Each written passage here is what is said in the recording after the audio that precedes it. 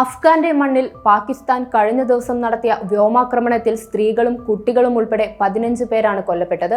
ആക്രമണത്തിൽ നിരവധി പേർക്ക് പരിക്കേറ്റിരുന്നു.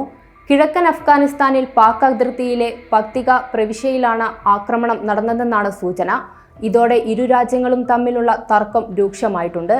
രാത്രി ഒരു ഗ്രാമം മുഴുവൻ ഉറക്കത്തിലേക്ക് വഴുതി വീണ സമയത്താണ് പാകിസ്ഥാൻ വ്യോമാക്രമണം നടത്തിയത്.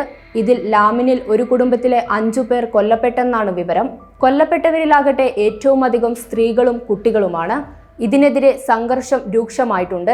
ചൊവ്വാഴ്ച ആക്രമണത്തിന് ഇരയായവരിൽ ഭൂരിഭാഗവും വസീറിസ്ഥാൻ മേഖലയിൽ നിന്നുള്ള അഭയാർത്ഥികളാണെന്ന് അഫ്ഗാനിസ്ഥാനിലെ ഭരണകക്ഷിയായ താലിബാൻ സർക്കാർ വ്യക്തമാക്കിയിരുന്നു.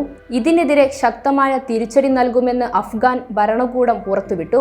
ഏത് സമയവും അഫ്ഗാനിസ്ഥാനിൽ നിന്ന് കനത്ത ആക്രമണം പാകിസ്ഥാനിന് നേരെ ഉണ്ടാകാമെന്നതിലേക്കാണ് പുറത്തുവരുന്ന വാർത്തകൾ ചൂണ്ടിക്കാണിക്കുന്നത്. 2021 താലിബാൻ അധികാരം ഏറ്റെടുത്തതോടെ ഇരു രാജ്യങ്ങളും തമ്മിലുള്ള സംഘർഷം വർദ്ധിച്ചിരിക്കുകയാണ്.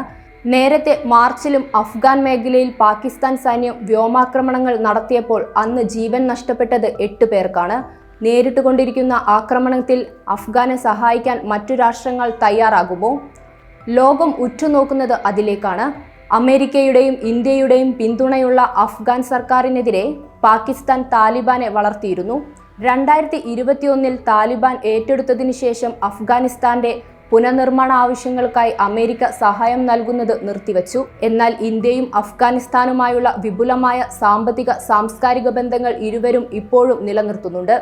കാശ്മീർ തർക്കത്തിൽ പാകിസ്ഥാന്റെ നിലപാടിനോടുള്ള കാബൂളിന്റെ എതിർപ്പ് ഇന്ത്യ അഫ്ഗാനിസ്ഥാൻ ബന്ധം ശക്തിപ്പെടുത്താനുണ്ടായ മറ്റൊരു കാരണമാണ്. വിദ്യാഭ്യാസം, ആരോഗ്യം, അടിസ്ഥാന സൗകര്യ വികസന പ്രവർത്തനങ്ങൾ എന്നിവയിലേക്കായിരുന്നു അഫ്ഗാനിസ്ഥാനിനായി ഇന്ത്യയുടെ സഹായം പ്രധാനമായും ഉണ്ടായത്. കൂടാതെ ഇറാനിയൻ അതിർത്തിക്കടുത്തുള്ള സരഞ്ച് പട്ടണത്തെ വടക്കുകിഴക്കൻ അഫ്ഗാനിസ്ഥാനിലെ ഡെറാറാറുമായി ബന്ധിപ്പിക്കുന്ന 218 കിലോമീറ്റർ നീളമുള്ള ഹൈവേ ഇന്ത്യ നിർമ്മിച്ചു നൽകി. ഇറാനിയൻ തുറമുഖമായ ചബഹാറുമായുള്ള അഫ്ഗാനിസ്ഥാന്റെ ബന്ധം വർദ്ധിപ്പിക്കാനും ഇതിലൂടെ ഇന്ത്യക്ക് കഴിഞ്ഞു. കൂടാതെ അഫ്ഗാനിസ്ഥാന്റെ പുതിയ പാർലമെന്റ് മന്ദിരവും ഹെറാത്തിൽ അഫ്ഗാൻ ഇന്ത്യ ഫ്രണ്ട്ഷിപ്പ് ഡാമിന്റെ പദ്ധതിയുടെ നിർമ്മാണവും അതിൽ നിന്ന് കാബൂളിലേക്കുള്ള ഒരു പവർ ട്രാൻസ്മിഷൻ ലൈനും സ്ഥാപിച്ചു. ഇതിനെല്ലാം പുറമെ തകർന്ന Indira Gandhi institute of child health India വിജയകരമായി നവീകരിച്ചു. താലിബാൻ വീണ്ടും ഭരണത്തിൽ വന്നപ്പോൾ അഫ്ഗാനിസ്ഥാനിൽ കൊടും പട്ടിണി രൂക്ഷമായി. ഈ സമയം അഫ്ഗാനിസ്ഥാന് നരേന്ദ്രമോദി 50,000 മെട്രിക് ടൺ ഗോതമ്പ് പ്രഖ്യാപിച്ചു. ഇത് പാകിസ്ഥാനിലെ കറാച്ചി വഴി അഫ്ഗാനിസ്ഥാനിലേക്ക് റോഡ് മാർഗം കൊണ്ടുപോയി. 20,000 മെട്രിക് ടൺ അഫ്ഗാനിസ്ഥാനിലെത്തിയപ്പോൾ അപകടം മണത്തറിഞ്ഞ പാകിസ്ഥാൻ ഇന്ത്യൻ വാഹനങ്ങൾക്കുള്ള പെർമിറ്റ് നിരോധിച്ചു. ഇതിനെതിരെ പാകിസ്ഥാൻ ആരോപിച്ചത് വണ്ടിയുടെ ട്രക്ക് ഡ്രൈവർമാർ എല്ലാം ഇന്ത്യൻ ചാരന്മാർ എന്നായിരുന്നു. ഇന്ത്യയുടെ ഗോതമ്പ് ട്രക്കുകൾ തടഞ്ഞത് അഫ്ഗാനെ വീണ്ടും പ്രകോപിപ്പിച്ചു. പിന്നീട് പാകിസ്ഥാനിലുണ്ടായിരുന്ന 7 ലക്ഷം അഫ്ഗാനികളെ പാകിസ്ഥാൻ ബുൾഡോസർ ഉപയോഗിച്ച് കുടിയൊഴിപ്പിച്ചതും കുടിലുകൾ ഇടിച്ചു നിരത്തിയതും അഫ്ഗാനെ കൂടുതൽ ചൊടിപ്പിച്ചിരുന്നു.